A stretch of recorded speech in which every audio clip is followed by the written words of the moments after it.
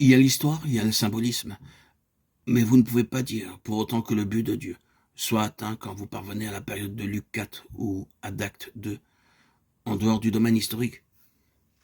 Cela a servi à son dessein, comme étant une illustration de la jalousie de Dieu pour ses témoignages, ses ordonnances et ses sabbats.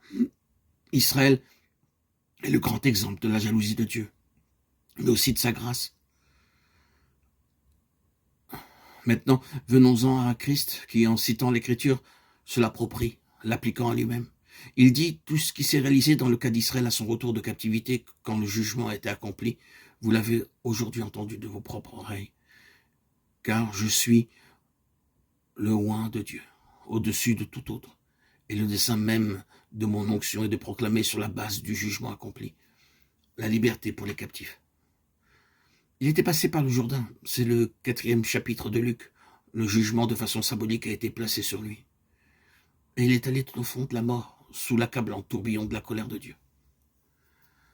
Le jugement s'est accompli.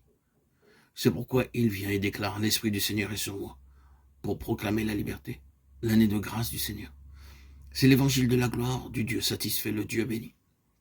Aujourd'hui, nous pouvons comprendre la signification de ce jour de la Pentecôte, jour dans lequel nous vivons, car ce n'est pas un jour de 12 ou de 24 heures, mais une dispensation. Nous en parlons souvent comme d'un jour de grâce, le jour de la bonne nouvelle. C'est un jour qui s'est levé quand le Seigneur Jésus, sortant de la tombe, est monté vers son Père pour envoyer l'Esprit. Et ce jour s'achèvera quand, enfin, il reviendra du ciel. C'est un jour qui est long, car c'est le jour de la grâce du Seigneur, au cours duquel cet évangile de la gloire du Dieu béni doit être prêché sous l'onction de l'Esprit Saint. Mais permettez que nous retournions à cette question de l'arrière-plan, du sabbat, car c'est là que se trouve l'entière satisfaction de Dieu. Quand eut lieu le premier sabbat, ce fut quand le Seigneur, en regardant tout ce qu'il avait fait, vit que c'était très bon. Et il se reposa de ses travaux. Dieu le sanctifia, parce qu'en ce jour, il se reposa de toute son œuvre qu'il avait créée en la faisant. Genèse 2:3. Vous ne manquerez pas d'observer ou de garder mes sabbats, car ce sera entre moi et vous, et parmi vos descendants, un signe auquel on connaîtra que Jésus l'Éternel, qui vous sanctifie. Exode 31:13. Il désignait le sabbat comme une ordonnance pour toujours, à travers toutes les générations, et faisait un sabbat de jour et un sabbat de semaine lors de la 7e semaine, et un sabbat de mois au 7e mois, et ensuite un sabbat d'année à la 7e année, et ensuite encore un sabbat de multiples de 7 années.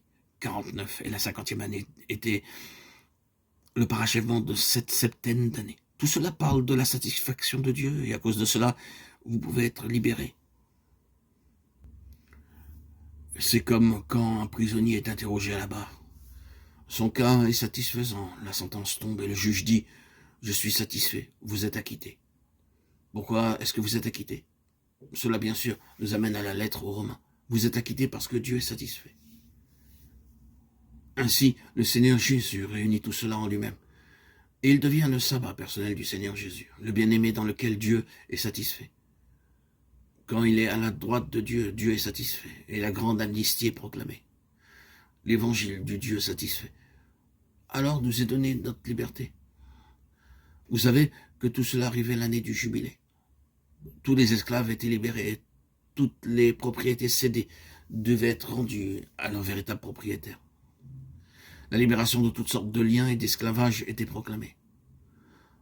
Ce devait être une période de joie, de libération. Oui, il n'y a rien de plus joyeux que notre évangile. Et il ne devrait pas y avoir de gens plus joyeux que ceux qui ont un tel évangile. C'est l'évangile de la gloire d'un Dieu satisfait.